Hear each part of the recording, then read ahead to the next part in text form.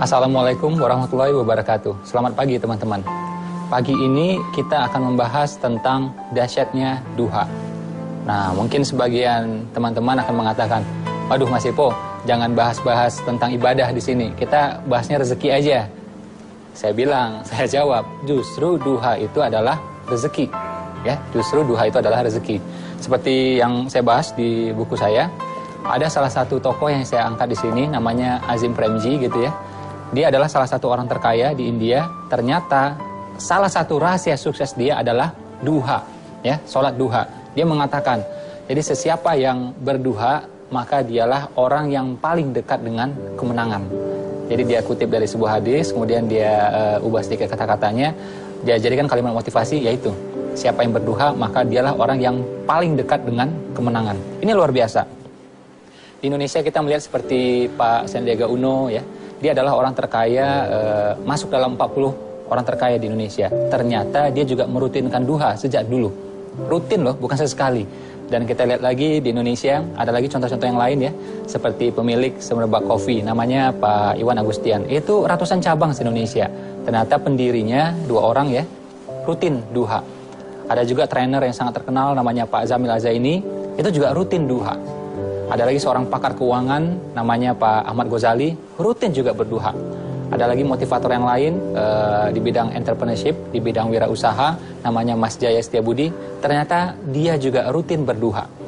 Ya, nah ternyata duha itu memudahkan urusan-urusan kita. Waduh Mas Ipo, nggak ada waktunya nih, kita buru-buru nih.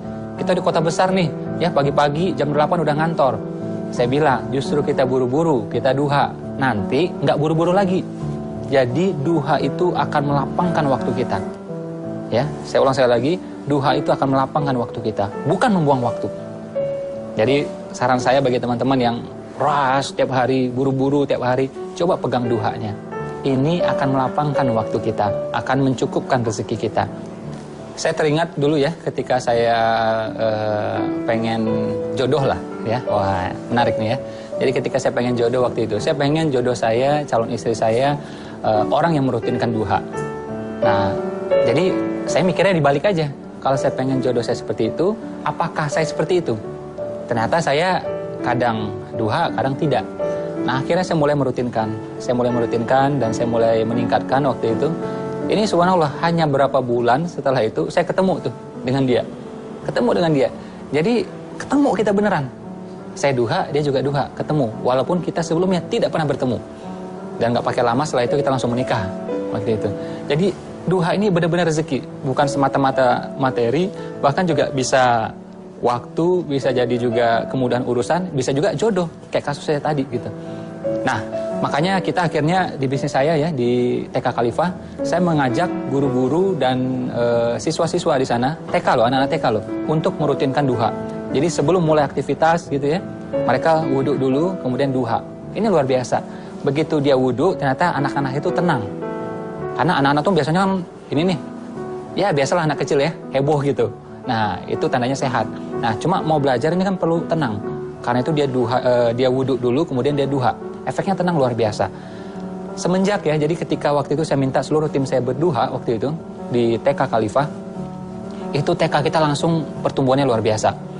Jadi dari 4 cabang langsung naik 15 cabang, terus naik lagi sampai 70-an cabang di seluruh Indonesia. Nah akhirnya tanpa saya minta pun, akhirnya seluruh tim sekarang ya alhamdulillah rutin berduha. Jadi orang-orang di rumah ya, seperti yang bantu-bantu di rumah, yang mengasuh anak saya, sampai juga yang bawa mobil saya, itu rutin juga berduha, alhamdulillah. Jadi duha itu akan mencukupkan waktu kita, duha itu akan melapangkan rezeki kita. Pernah juga saya kejadian ketika ketemu masalah-masalah yang berat gitu ya. Jadi udah tahu nih, siang bakal ketemu masalah yang berat. Ya udah, kita beli dulu, tanda petik gitu ya. Kita beli dulu tuh masalah dengan duha. Kita duha paginya, kita berdoa dan mudah-mudahan akan dilancarkan, dimudahkan. Dan beneran itu terjadi. Jadi duha ya, kalau dikombinasi dengan yang lain, saya menyebutnya dengan 7D ya, 7D. Ini adalah rezeki yang luar biasa. Apa tadi? 7D. Apa saja 7D tersebut? Pertama, duha. Kedua, doa. Ya. Terus apa lagi? Dagang. Ya. Nah, dagang ini penting nih. Rezeki nih. Terus apa lagi? Derma. Ya, derma. Terus apa lagi? zikir. Nah, ini udah 5D nih. Duha, doa, dagang, derma, zikir. Ya, 2D lagi apa? Nah, kalau 5D ini sudah kita pegang semuanya, sama dengan duit tambah dahsyat. D ke-6 dan D yang ke-7, duit tambah dahsyat. Bukan kita beribadah untuk duit, bukan, ya. Cuma ini adalah efek sampingnya, ya, seperti fadilah gitu loh. Jadi efek sampingnya. Jadi dimudahkan duitnya dan mudah-mudahan dahsyat juga. Jadi kalau kita melihat ya dalam bertanding, jadi bukan kita langsung buru-buru ke lapangan bertanding, tidak. Bukan langsung jeret gitu, enggak.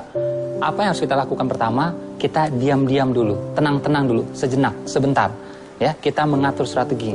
Setelah itu baru kita pergi bertanding. Duha kurang lebih seperti itu. Jadi sebelum kita pergi bertanding, sebelum kita pergi menjemput rezeki kita, nah kita tenang-tenang dulu. Ini justru akan memudahkan kita bertanding di sana nanti. Ya, duha adalah rezeki. Oke?